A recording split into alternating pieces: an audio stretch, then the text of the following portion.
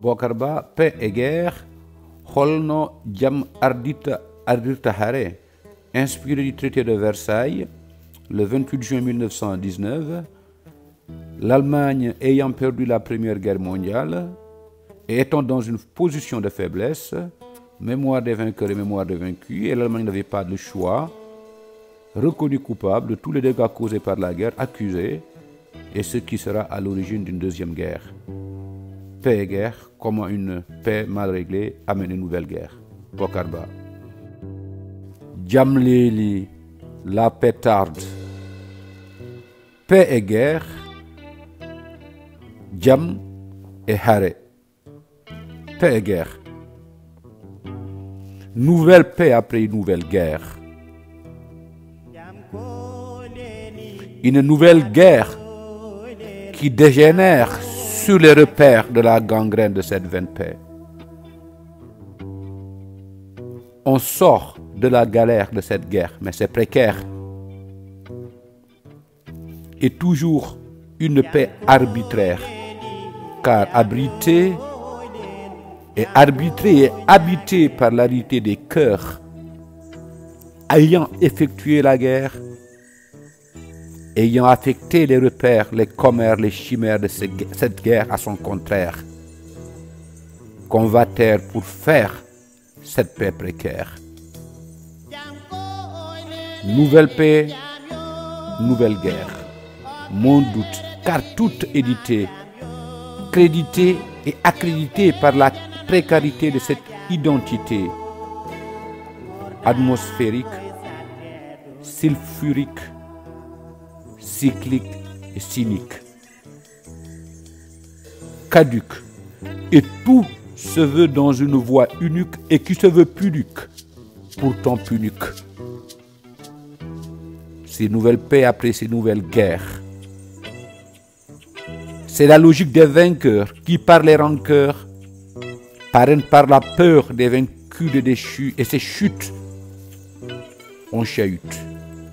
Iran, Afghanistan, Irak, Libye, Mali, Gaza, et par phase on gaze, on rase, on écrase,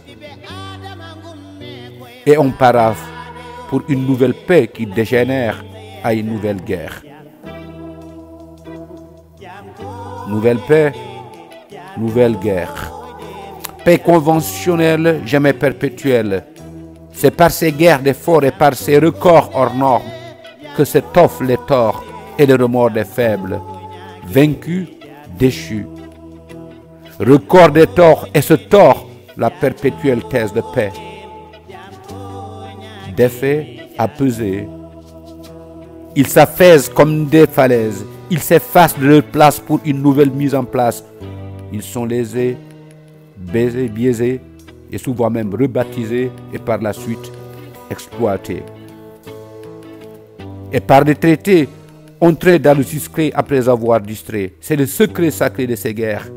Belle paix, belle baise. Et tout se taise, et ceci depuis la Genèse. Les braises couvrent nos falaises, et par de nouvelles thèses, on fait une nouvelle parenthèse.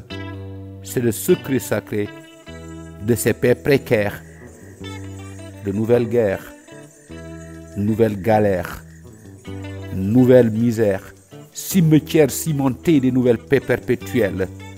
Paix et guerre, nouvelle paix après nouvelle guerre, ça dégénère et on gère, mais c'est toujours précaire.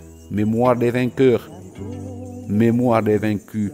Tous vivent ces tensions vives. Paix et guerre. Vaincu hier, debout aujourd'hui. Sous ces joutes qui t'agitent. Ces doutes qui t'habitent, qui t'incitent, qui t'invitent à une liberté réelle. Une liberté factuelle. Et je ne dirais pas cette liberté promotionnelle, télévisuelle. Paix et guerre.